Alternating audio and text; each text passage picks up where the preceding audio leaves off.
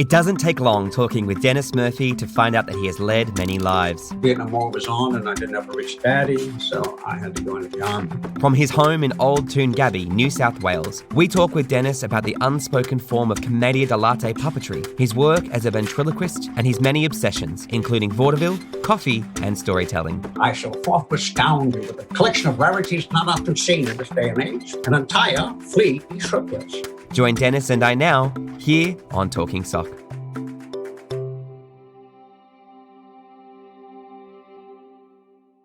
Welcome to Talking Sock, your one-stop shop for all things puppetry, arts, and practitioners. My name is Pete Davidson, and today I'm joined by Dennis Murphy from Old Toongabbie, New South Wales. Dennis, welcome to the show, and thank you so much for being here.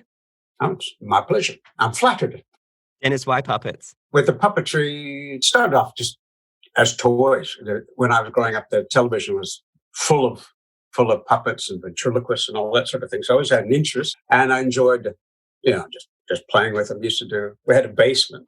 I grew up in the States in Iowa. We had a basement under the house, and we'd do puppet shows on Saturday, 2 cents admission.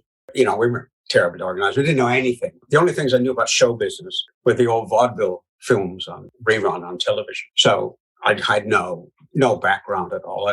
I went to Catholic primary school where we spent an inordinate amount of time praying to God and praising Him and going to Mass, and there was no time for sports and no time for arts and crafts. So it was just toys, basically, until much later in life. First puppet I had was off television. It was one of Sherry Lewis. She had a TV show. I had a lamb chop puppet. I think that was my first puppet. I didn't make puppets because, again, as I said, it's no arts and crafts. So I didn't know how to make puppets. So there were bought toys, basically. So every Christmas, what do you want for Christmas? I said puppets. What do you want for your birthday? Puppets. What do you want for lunch? Puppets. Everything was puppets, but just as toys because we didn't have the sort of background. It wasn't until later that I started getting more seriously into puppets, doing character puppets and that just as party pieces, nothing specific. It wasn't until I moved to Sydney that I got the chance to go and do some, classes in acting and storytelling and mime and all of that and then put that into the puppetry. So it was a long road there with Italy in between for a few years and adolescence and set an interest in female of the species. That had me distracted for a few years. And then I got the travel bug and started traveling all over the place. And then I got into Buddhism. So all over the place, basically. Yeah. I first met you, Dennis, after seeing your absolutely hilarious vaudeville-style show, the Allenby's Famous Flea Circus. I mean, it's a puppet show of sorts with this beautiful automata set that you've created, but these completely invisible characters played by the fleas. I really want to know more about how that show was developed, and if you could tell me sort of why that style of replicating, I think, your vaudeville origins. Allenby's Famous Flea Circus started out as a small tea chest that I picked up when I was traveling around Victoria. And I picked up some greeting cards that were in the style that I was after. I wrote the script. I gave the tea chest and the card to Richard Hart, Dream Puppets in Melbourne, and he built it. I just said, I need a tightrope that sags when Miss Boom Boom walks across it, and I need a high dive with a bit of a splash when she lands in a tank, and a seesaw that would go up and down. My original idea was that I would perform as a puppet and have someone else manipulating all the movement in the circus. But it was a bit impractical having two people. I decided I would play the ringmaster instead of, I had a puppet based on W.C. Fields, who was a comedian in the 30s, 40s in America. With the character, it was me playing it, not a puppet, just standing there being naked without a puppet in front of me. So I've used the Down East accent from Northeast America, Maine and New Hampshire, that sort of area, where P.T. Barnum came from, basically. And I used a lot of Dickensian language and set it all up to come across as this character based on Artemis Allenby, is based on Artemis Ward, who was a comic orator of the 19th century. It's a long story. I don't know how much detail I want to get into, but they had a whole circuit of lectures in America, sort of adult education thing. And they would go on circuits like Charles Dickens came and did it. Oscar Wilde did it. Mark Twain did it. But it wasn't long before, of course, the satirists got a hold of it. So Artemis Ward was one of the first ones to come along and have this slideshow. He had a roofless tent, and he would charge people admission to come into the roofless tent to witness a lunar eclipse, things like that were just ridiculous stuff. And he had a wonderful delivery, apparently, from what I've read about it. Wonderful delivery. So I based it on that character and that accent and that Dickensian thing of that era basically. I shall forth astound you with a collection of rarities not often seen in this day and age. An entire flea circus, magnificent and glorious in its costume appearance, disregardless of expense. It was a party piece for a long time. Then I put it into a storytelling program that I was doing for the state library, because I used to tour and I'd see all the libraries closed of an evening, weekend, nothing happening anyway. So I went to the state library and said, how about I devise a program with different styles of storytelling so they could take it up as training for the librarians. Because at the time, they were flying them in from the country for a day and trying to teach them all this stuff. They paid me this Standards Actors Award, and I would do this 45-minute program with different types of storytelling. But I finished it off with the flea circus, so they could advertise the flea circus coming to town, and that made the local paper every time. That would fill in my weekends, give me things to do, and in the evenings. In those days, you're in Walker for 3 days doing shows, and have a whole week in Broken Hill. So it was quite crazy to fill it in. Also had my eye on a puppet festival I wanted to go to in Italy. And so I said all the fees for the flea circus were set aside in a separate account to pay for the trip to Italy, to go to Italy for a couple of months and catch some festivals. So it's been very good to me. And then I performed it here and there, and I did it at the International Unima Festival in '08 in Perth, and it got seen by some scouts from Singapore, and they got me a couple of trips to Singapore. Got to spend first time 10 days in Singapore. It was great. So it's been good to me. But it did sit for years and years, waiting to find this little niche in the world. I need to ask you about your life.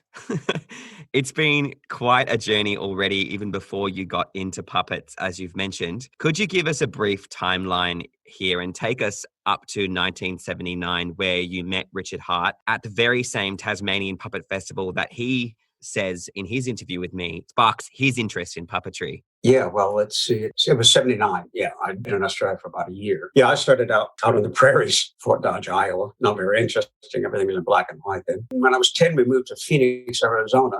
And they had brought a puppeteer to television there from Los Angeles because there was a really popular children's show. And they were trying to get, the station was trying to get a share of the audience. So they brought Walker Edmonston, this puppeteer, out to do a show in Phoenix. And I loved it. It was fantastic. It's just wonderful character puppets and the manipulation and the voices. I just fell in love with it. And then one day he mentioned that he was going to make a personal appearance at the Jungle Park Zoo, which is only 2 blocks from where I was living.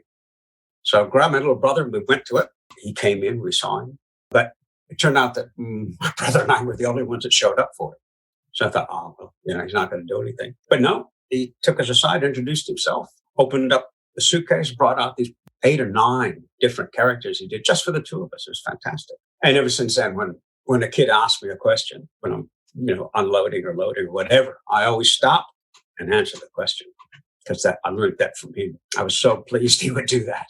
And then he shifted back to California. And a few months later, my family shifted to California. So I got to see him again on television. So I did high school in California. And then at the end of that, it was the Vietnam War was on and I didn't have a rich daddy. So I had to go into the Army. I'd taken Spanish. I'd done well with Spanish in high school. Qualified as a Spanish linguist in order to try to avoid going to Vietnam. And the Army in there, of course, sent me to Germany. And I got to Germany, fell in love with Europe, but then they announced that the company was going back to the States. Everyone was excited, except I wanted to stay, and everyone thought I was crazy. So I finagled a transfer to Italy.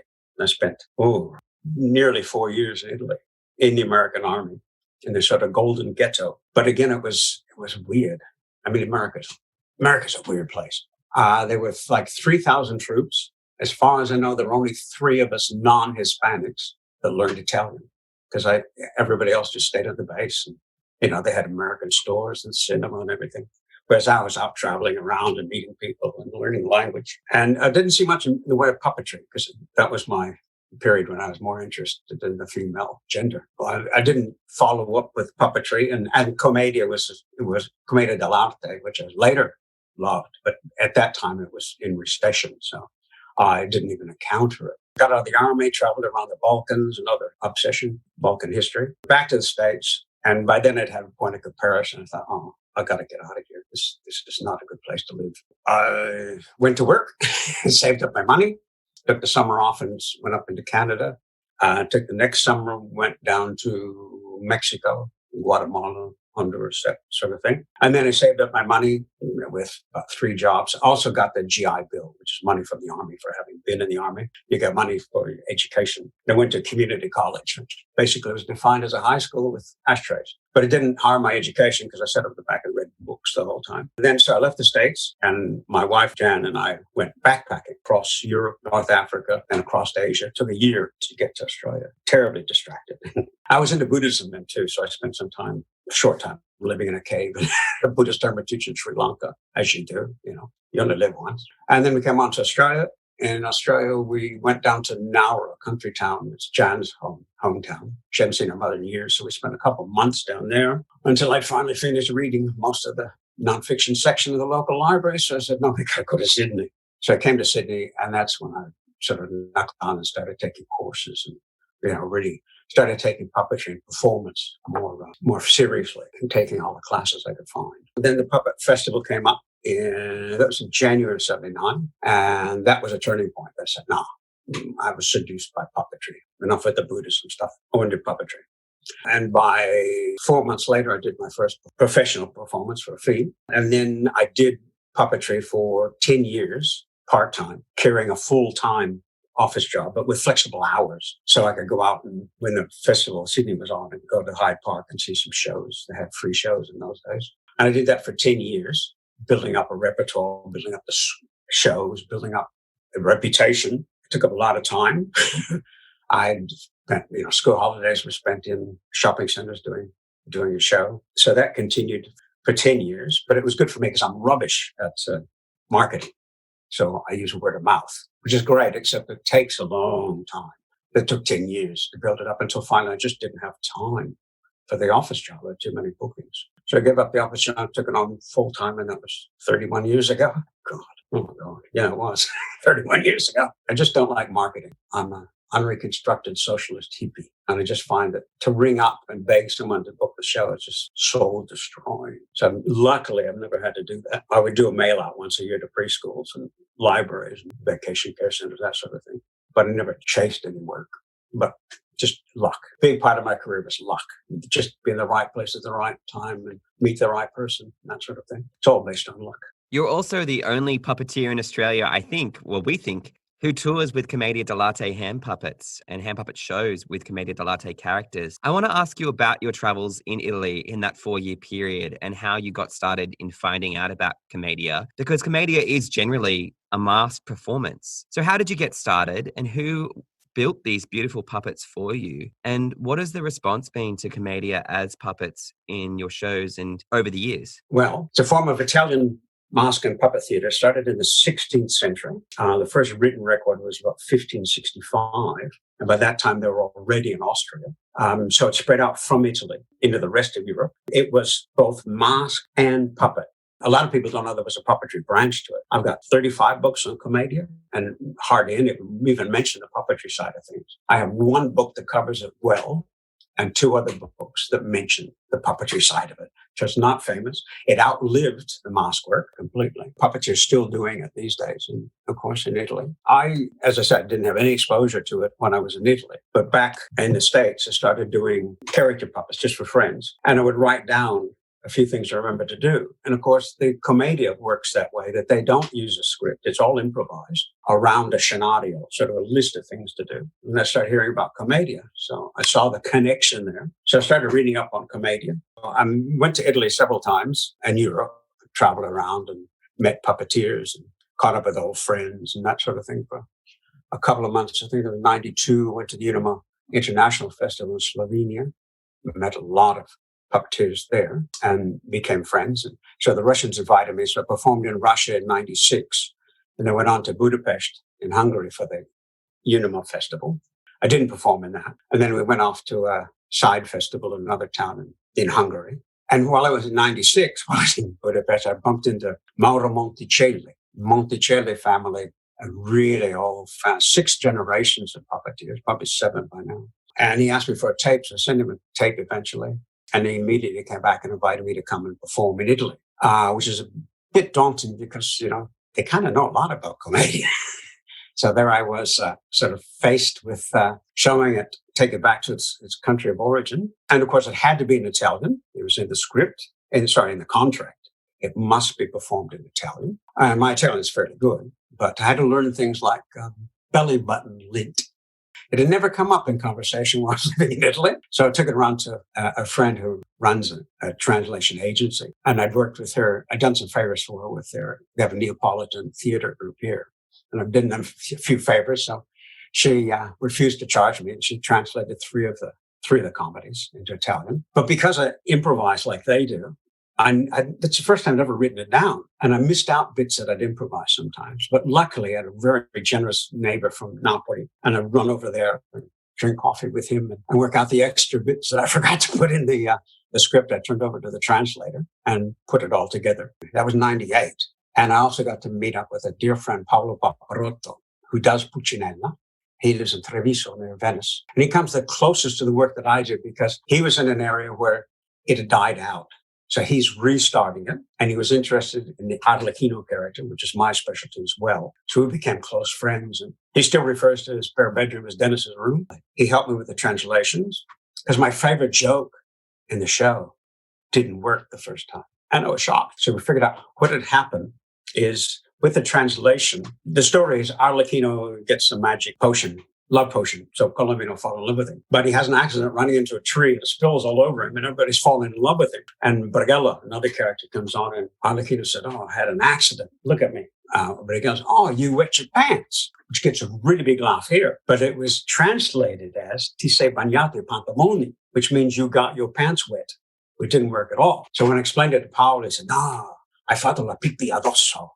You wet your pants. So after that, I got the laugh, but it was a real disappointment when I put it across. Here it comes. Here's my laugh. And it didn't happen. It happened in different places, but that could have been my pronunciation that brought on the comedy accidentally.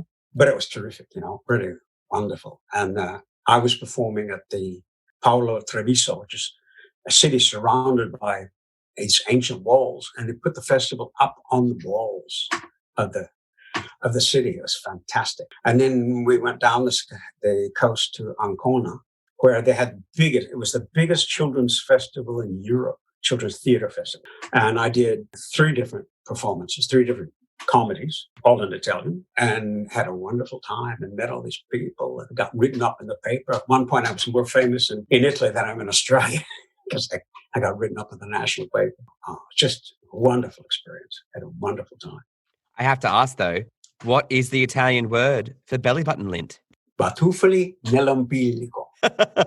Dennis, throughout your travels, what are some of the best places and festivals that you have gotten to, and what did you pick up from these? Well, the 92 festival was called Arrivano dal Mare. They arrived from the sea.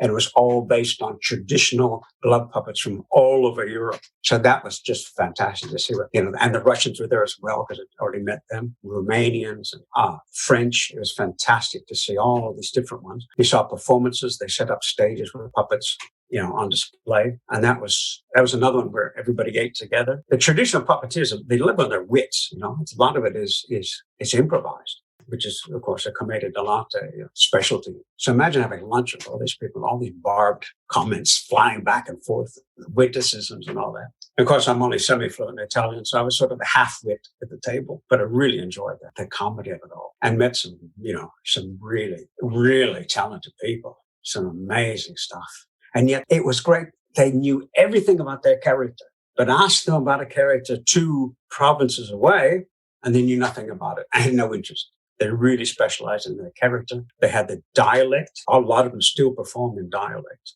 It's the strongest form of dialect theater in Italy is these traditional puppeteers. I mean, if they travel, they tone it down a bit, more towards standard Italian with just the accent. But the accents here, and that's part of the characterization. People coming from a different place would have the accent. It would identify them. So Pantalone from Venice would come on. Well, to give an example, in standard Italian, "Give me 100 lire, please." "Dammo 100 lire, per favore." Lovely, musical. Venetian says, "Dai 100 franchi, sai."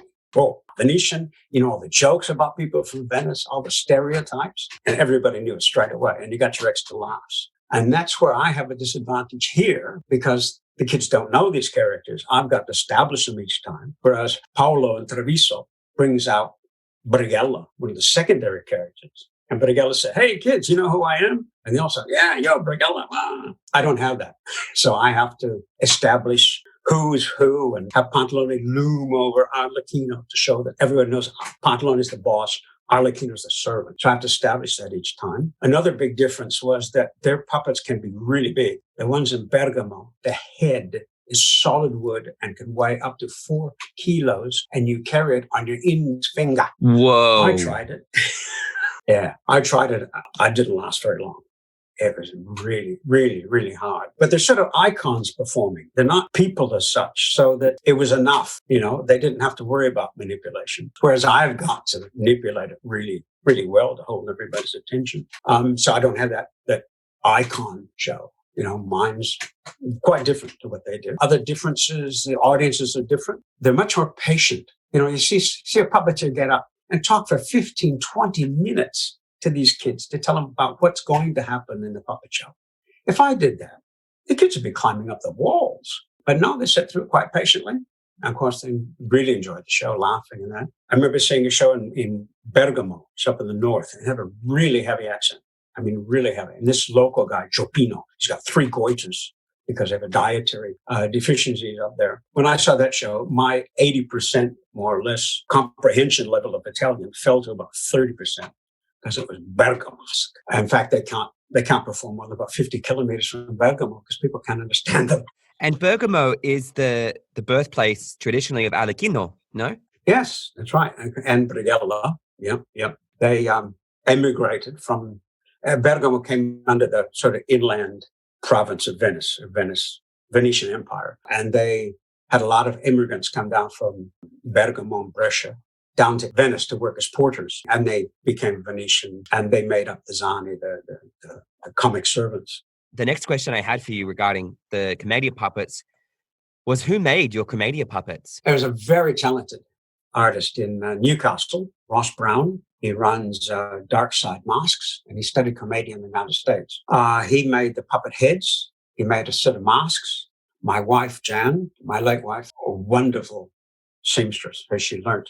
She grew up with her auntie, who was a seamstress, and she made beautiful puppets, the little jackets and things she could do. So she did the bodies and the costumes, and everything was double hemmed because she didn't like maintenance.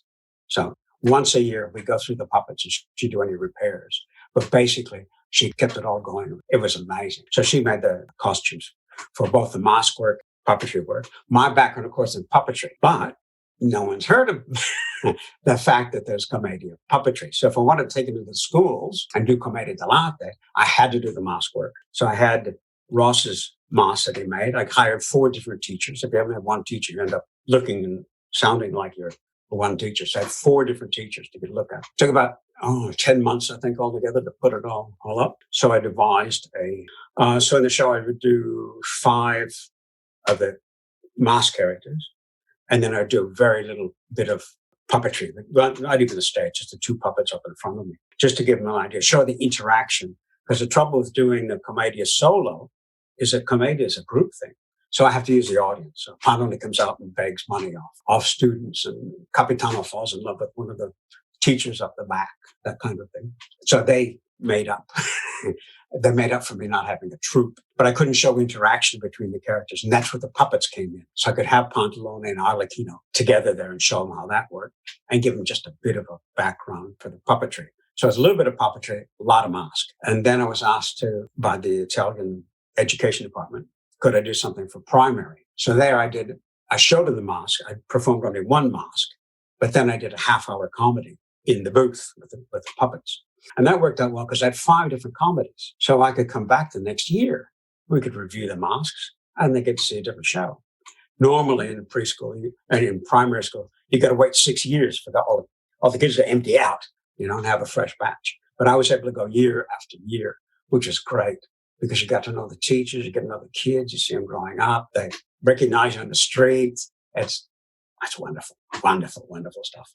I developed a high school show, which I now only do once a year for a particular school. It's based on the Commedia Dell'Arte Puppeteers' lives that has that for their Italian studies. The shows fitted in, of course, with Italian studies, and the Commedia, of course, fit in with the drama curriculum. So when drama was part of the curriculum, I was very busy. And when Italian was flavor of the month for couple of decades, mainly because the Italian government was paying the teachers' salaries. But once the global financial crisis hit Italy, of course, everything went bankrupt and they stopped paying the teachers. So my bookings just went straight down. That's my Comedia experience. Dennis, Comedia is a street theatre, as is a lot of the theatre you have created. What advice would you have for performers who are developing a show that is outdoors? With venues closed, I think this busker style and outdoor performance style will be the first thing to come back through social distancing measures after COVID. So what are your thoughts on how people can capitalize on that and engage their audience outside? Yeah, well, performing outdoors, the first consideration is weather. Always weather. You need to have, a strong stage. I have an indoor stage for the Comedia, but I also have an outdoor stage that I can tie down. It won't blow over. Also find that if you're busking, you may or may not be able to use amplification. And voice training is you've got to do voice training. You can't be dependent on batteries and microphones and that sort of thing. And some councils, you'll have to get permission from them to busk. But I found it was wonderful. I did a fair amount of busking in the beginning because it gave me an audience. So what to me is funny in my study or funny in my rehearsal room may not be funny to the general public. So busking was a great way to develop those skills and working with an audience to see what works and what doesn't. I collected money. I don't think I made a great deal of money, but I had a business card and I gave out the business card to people who were interested. And that got me work with birthday parties and preschools. So I definitely recommend that you have publicity material you can hand out. Yeah, and watch out for traffic. Watch out for traffic. That's brilliant. Particularly as someone who isn't a marketeer, you're going back to those basics of the business card and the promotional flyers to get that word of mouth. We're going to take a little break. So you are listening to Talking Sock with One Orange Sock and Dennis Murphy. We'll be right back after the break. Make sure you hit subscribe and follow at One Orange Sock Productions on Instagram. More with Dennis in just a hot second.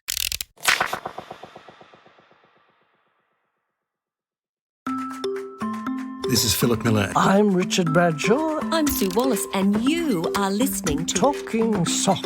Talking Sock Podcast. A One Orange Sock production. This is the #1 podcast for puppetry in the country. Your one-stop shop for all things puppetry arts and practitioners. The #1 puppetry podcast in Australia. Follow this podcast.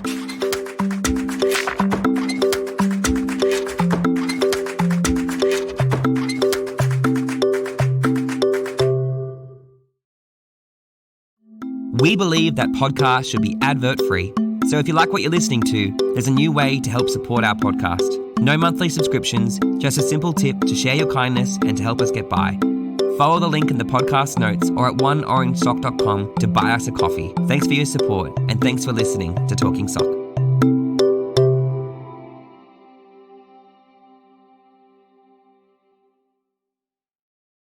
Hello, darlings. This is Ronnie Burkett, and you're listening to Talking Sock, my favorite puppetry podcast. Welcome back. You are listening to Talking Sock with Pete Davidson and Dennis Murphy. We've been talking about Commedia Dell'Arte Puppetry, but now, Dennis, it's time to talk more about your amazing life and the cacophony of great stories along the way. Firstly, it's been said that you're a great lover of coffee, and with all the travel that you have done, to this day, you still collect and travel with a coffee pot in your suitcase. Is this true? Oh, yeah. Caffeine is my drug of choice. I've always liked coffee. I learned to drink coffee in Europe. And when I first started touring, you couldn't get decent coffee in a country town. It was all instant. They would pay $5,000 for this big cappuccino machine, and they would only use it to steam the milk. And a friend of mine was a salesman for it. And it would drive him crazy because he'd go back 6 months after selling the thing and discover that they were using instant coffee. He said, look, it's cheaper to use real coffee. So I just started carrying my own machine. The coffee pot collection, most of it's just pots that I've ruined by putting them on the stovetop and getting distracted and walking away and having them boil up. But yeah, I did a lot of, I'm into Balkan history a lot and the Ottoman Empire, the Turks. So like the Turkish coffee. So I've got quite a few beautiful little pots. I didn't mean to start, but the collection was just an accident. But carrying my own coffee, I make my coffee in the morning. What's the coffee method of choice? I've got a Gaggia espresso, Italian coffee. I carry it in a sewing machine case, nice and solid. And I can carry it in that and brew it up in the hotel room. Or when I was paying off the mortgage, I would have it in the pub room. For a long time, I was trying to pay off the mortgage. So I toured Queensland and stay in the pub rooms for $15 a night. or $100 for Wow. a week, trying to pay it off. But I had my coffee machine, and I had my, you had to have a clock radio, of course, and an alarm, and a reading lamp, and lots of books. That's how I paid off the mortgage. That's the other collection that you have, though. Your other collection's in books. What else do you collect apart from coffee and books? I'm sure there's more than one collection now that you've got these other two. The books are kind of overwhelming a bit, probably 2,500 of them, I suppose, by now, because I get different obsessions. So I, went through my Balkan history obsession, of course, Italian culture, because I'm doing the Comedia over the years. And then Nasruddin Hoxha stories. He's an Islamic hero that you find him from Turkey, even right across him in Western China. And I was interested in that. Always thinking there'd be a story in it. I never got anything out of the Balkans as far as the story goes. Nasruddin Hoxha stories are too short. I did research into it, but I couldn't put it together. Like I've got quite a good section on vaudeville and another on British music hall. And so I get these different obsessions and fill it up with books. I've got a lot of books, of course, on comedy writing. That's how I'm making my living. And I review them. I've got a spacer that moves across as I review each book so that I've done the whole shelf. Because I'm a great highlighter. I highlight things, interesting things in the book. I write my own index at the back. Because you come across some idea. Oh, yeah, that'd be good. Then I go through my scripts and see if I can put that new concept into one of the scripts and make it better. I'm constantly reviewing the books. Wow. It's tax deductible, so why not?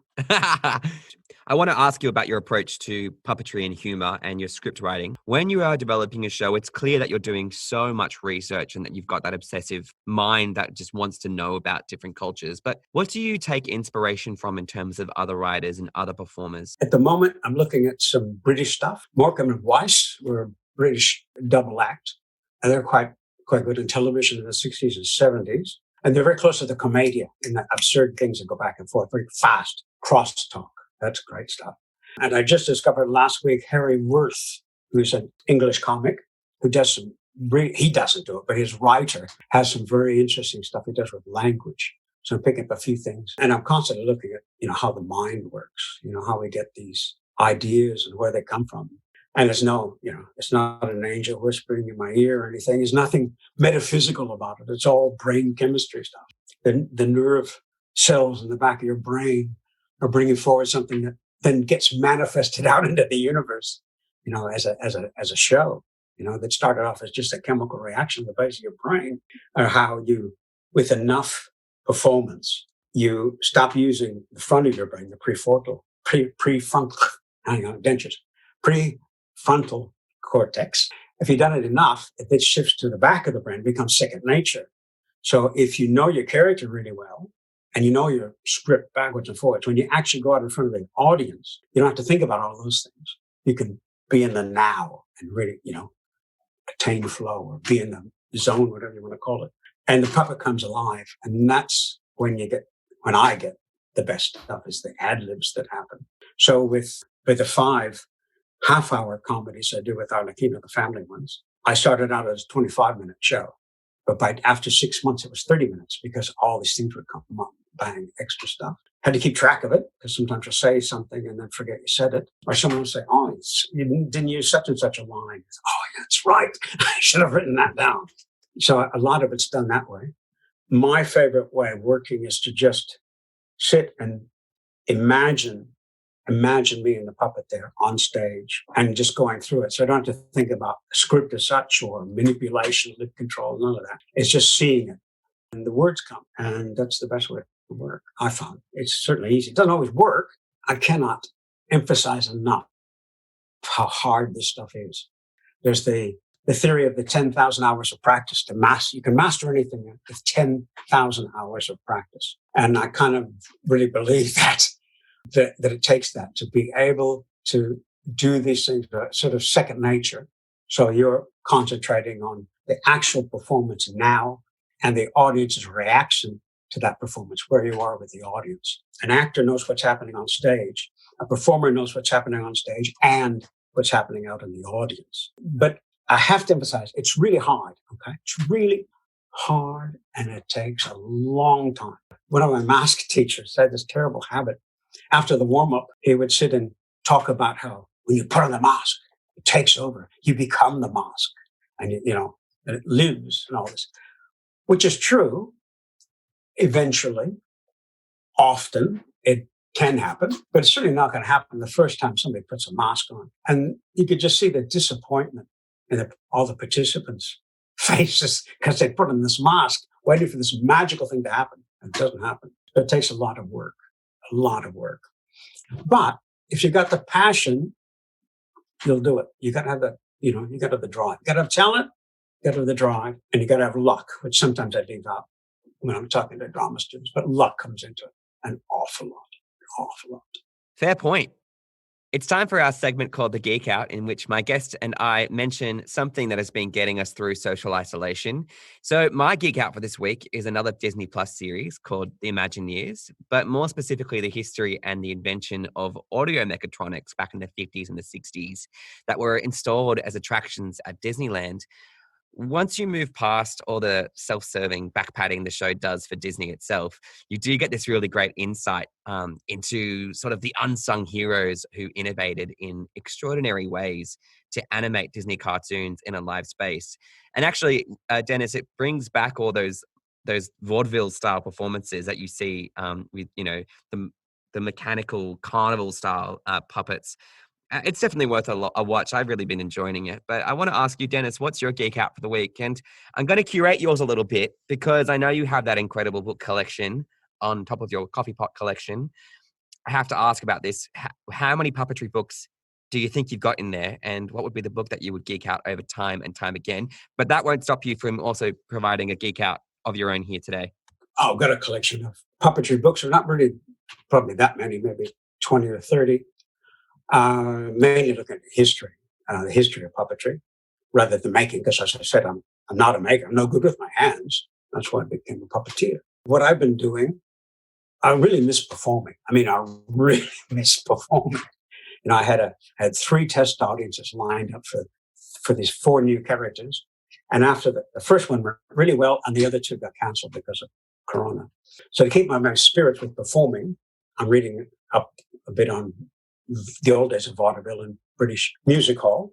And it reminds me of how easy I've got it. Because when you compare to what they went through, my God, the long jumps, the long trips between performances and cold train stations, changing trains in the middle of the night, they really had it hard.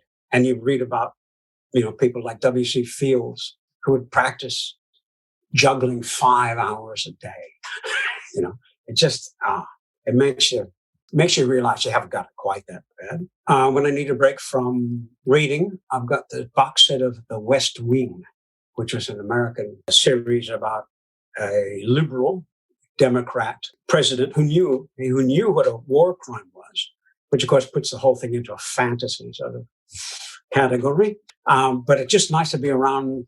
It's really well scripted. There's lots of fast talk, lots of wit, and that gives me sort of break from it. At the same time, feeling I'm with other people and interacting more or less and rehearsing. I'm still rehearsing. I'm punching up scripts, not rewriting from the very beginning. When you've got a script and you perform it for a while, you unconsciously will change it, alter it a bit, the character, but you get a better laugh. So I've been spending some time punching up the scripts, bringing them up to date with the way I perform it. So that's taking up a fair amount of time. And then, of course, rehearse it because I got to learn how to do it. Rehearsing involves my rehearsal room. Up one end, I've got the camera and the monitor, and then I've got my staging down the other end, fairly simple staging, and books all around, of course, very expensive insulation. So I record the skit, 3 to 5 minutes. Then I'll watch it a couple of times on video, the rushes. Then I will cover me up on the screen and watch it with just the puppet to see if there's dead time, then the puppet's not looking alive. Do that a couple of times. Then I'll cover the puppet up and look at me and see if I'm sympathizing with the puppets too much. If the puppet's laughing and I smile, or the puppet leans back and I lean back, watching for that sort of thing. Then I'll watch it a few more times. It's just the 2 of us. And it just takes hours. You're talking about a 5-minute skit and you're looking at it, 25 times. It adds up. So that's what I've been doing. Rereading a lot of stuff, punching up, and trying to improve and use the time creatively. Free time like this is really such a privilege. But there's still not enough hours in the day. I want to know more about vaudeville. And if I was someone who's listening to this episode, I think I would too. So where would people go to find really great information on vaudeville and that style of performance through research or through other, which performers should we be looking out for if we were to go and do a YouTube search? Yeah, I find the best thing is to find a good biography, show business biography.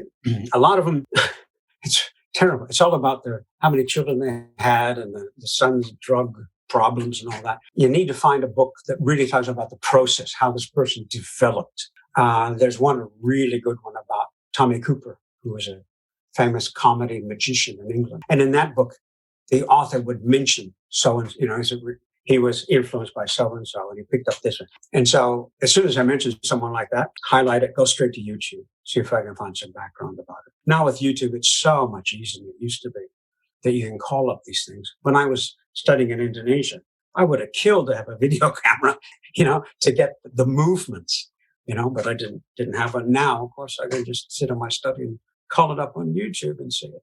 Very frustrating.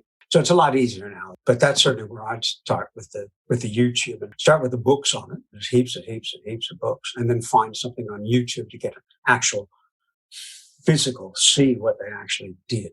I ask about vaudeville because I'm so excited to ask more about your ventriloquism. It fits so perfectly with the style of puppetry that you perform. Where did you learn it? How long did it take? You mentioned that it's really hard, and I can see that your process of rehearsing with these guys takes some time. So what are the tips and tricks you can share with us when approaching ventriloquism? We never actually had a vent performer on the show up until now, so you're my first. Yeah, it's different. It's different to puppetry in that you've got the split. You have to differentiate between yourself and the puppet, which you do in voice and manipulation, the different exercises you can do to separate it out. You've got to be really different. You need lip control, but it's not all that important, really. For a long time, I had Lady Hortense, a character who would open official things and lose track of where she was and go through a person, try to find the notes. But I did a deadpan, and my energy went into her. And the number of people after a performance would tell me they never saw my lips move. But of course, I didn't look at my lips, I looked at the puppet. So as long as you've got really good manipulation and an interesting puppet to create that illusion that there are two separate people here, they're not connected. The structure for the script writing, you get a lot of set up punch. You have to break that up. A lot of the ventriloquists are just bang, bang, bang, bang. That's quite boring. You need to find something. As with anything, you got to come up with something unique, something different. It's always that way in all the arts, of course. So when I do things like, at one point I'm working on a talking pizza, and I'm trying to convince it to do the jokes, and I end up doing all the jokes instead of the puppet. Or another one working on Watu, he's a stand-up comic from another planet, speaks gibberish, and I have to translate it. So he's got his microphone, he puts a microphone up to my mouth, and he thinks the jokes are fantastic. And of course, they're really bad. But he falls all over. He's laughing so hard. And it's infectious, and all the kids laugh as well. Just different. You got to come up with something original, to stand out. A lot of the stand-up comics you see now, they come under the category angry and ranting, and it's just, that too is a security thing, a self-confidence thing, that you go fast, get everybody's attention, bang, bang, bang, bang, bang. And I had that too when I first started with the Comedia. I had to draw it back. So I was using video. And the video is very flat. So I watch it afterwards and think, it's not very exciting. It's not, I said, put more energy to have it come out of the set, And I ended up with too fast a delivery. Had to be pulled back. And that took a long time. And it all takes a long time. I've been doing the duo acts 4 years. I reckon I got another year before I'm really happy with it. I've got some acts that are good. I grade them. So I've got A ones that are good and working. And I've got B that needs maybe a final punch up and it needs test audiences. And then I've got C ones that are just in draft form. I've got F ones, but I deleted all those and burnt the hard drive. So we don't talk about the F ones. But that's what it takes again, hours and hours and hours and hours. But if you enjoy it, then you got the drive to do it. There's three components really when I look at the whole sort of process of performing puppetry and trying for a modicum or two of success. So you have to have some talent. You got to have drive, the passion behind it, because it's going to take hours. You better enjoy it. And you need luck, which don't always like to talk about, but luck is a be a part of it, to be in the right place at the right time. It happens all the time. I've been really lucky. I mentioned Morecambe and Weiss. This is the duo act. And when I first went into television, it didn't work because the writers had brought in all these extras and they sort of got swallowed up and you couldn't, their best actors a duo. And there's a whole group, and you couldn't tell who's who. But then as it happened, as luck would have it, they had an actor strike and they couldn't have those extras. So it was just the two of them. But that's what they did best, that duo act. And once they did that, the show, they were getting ready to cancel. But once they got down to the duo act, their specialty, then they became famous and, ran for years. So I think luck comes into a lot. But you have to be open for the luck, You got to be ready when an opportunity comes to be able to, to grab it with both hands and recognize it, that it's an opportunity and grab it. I've known puppeteers who, their marketing was stronger than their show.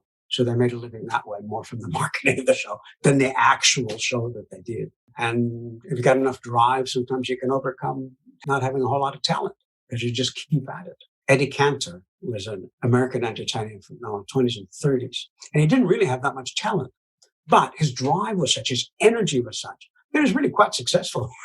And people say, what does he do? They couldn't quite figure it out. But the drive carried him, and maybe luck. When you look back on your career in puppetry, what stands out for you as the highlight or a really great moment for you? As far as research goes, it was the Commedia Dell'Arte Festival that concentrated on the traditional street theater puppets. That was probably the most inspirational I got. The Hobart Festival of Puppetry, that was good because that took me in that direction. But for research-wise, I had a wonderful time in that festival in 1992 because I learned a lot about the Comedia and that, and met people who are still dear friends today. Going to Russia was quite interesting. It wasn't quite what I expected.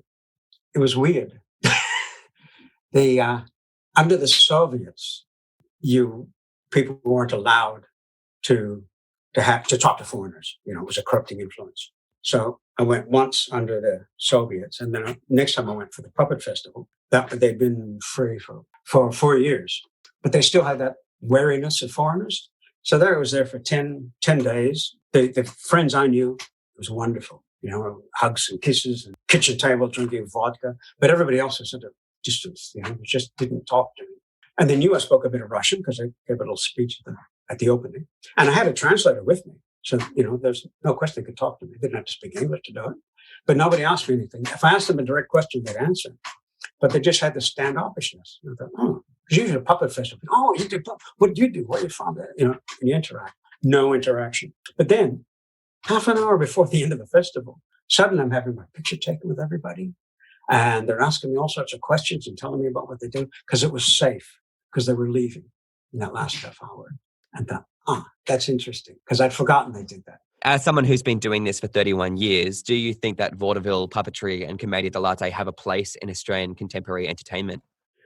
Yeah, well, the reason that it's around is because it works, right? It still gets laughs. On the agricultural show grounds, people are still laughing at the show. So as long as you can get it over, the vaudeville term, get it over, that is, as long as the audience are enjoying it and laughing, it'll always be there. I think I have an advantage in that live performance is much more impressive than, watching TV or, YouTube or something like that. The people remember it. And, you ask a kid what he saw on TV 3 days ago, they couldn't tell you. But he'll remember the show you did last year when he sees you in the streets and greets you. So I think it has an impact. The problem will be to getting in front of an audience. Once because it's finding that audience. The school stuff is slowed down, with the teaching to the test and that sort of thing. The arts have been so long neglected that most teachers have forgotten that you can get, a performance to come in and teach a particular subject. But I think there's no real competition between a live thing and something that's just on a screen.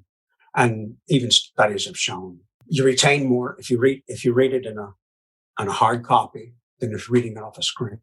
you remember much more of a hard copy. They don't know why, but it's been shown to be true. So I shall hold out and be a missionary for live performance. I love that. Dennis, last question. If you had a chance to say thank you to someone, your hero in puppetry of sorts, who would it be and why? Oh, there'd be a list because I've had so much help along the way.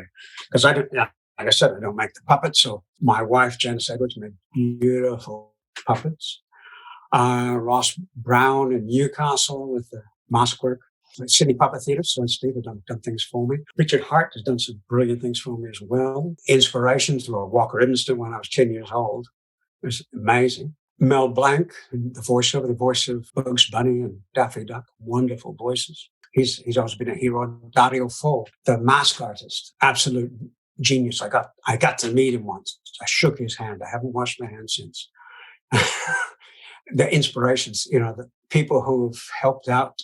Jonquil Temple, she was the weekend manager at the art gallery for 30-some years, but she's seen a lot of theater, and she can pick out when I do a thing. She'll say, now look, it's just a nitty-gritty thing, but you need this, just there, and she tweak it. Sue and Steve are the same. We have a little group get-togethers and have lunch, and often I'll bring along something I'm working on and get some constructive criticism. I don't know what I do without them. And the video camera is my best friend. It's really, really helped a lot because you just can't see it from the outside. You can't see your own show. There was some actor, I've forgotten his name, but at the end of his career, they asked him what his deepest regret was. And he said that he couldn't go out and sit in the audience and watch himself perform. That's fantastic. Okay. Well, Dennis, we are out of time. Thank you so much for talking sock with us today. You can find Dennis at www.murphyspuppets.com.au and on Facebook by searching Murphy's Puppets. Thanks for listening with us today, and make sure you subscribe for more great puppetry arts and practitioner interviews. I've been Pete Davidson, that puppet guy, and we'll talk sock again soon. Thank you, Dennis. Thank you. Good on you, Pete. Thanks for listening. Now we want to hear from you. Each week, we'll post a series of questions related to every interview. Join the conversation on Twitter at TalkingSockCast. You can help us bring puppet power to the podcasting world by hitting subscribe, liking our socials, and telling your friends. Like us on Instagram at One Orange Sock Productions and check out our episode blog at oneorangesock.com. You can support our podcast by pledging to us on Patreon. Your support helps fund our audio mastering, interview transcriptions, and much, much more. Find the link in the podcast notes and earn yourself a shout out on our socials. Head to our website at oneorangesock.com or talk to us on Twitter to see how you can show your support. Our music is composed by Elizabeth Maniscalco and our cover art is by Chad Barnier. Without them, this podcast wouldn't be possible. We'll be back next week with another great episode here at Talking Sock.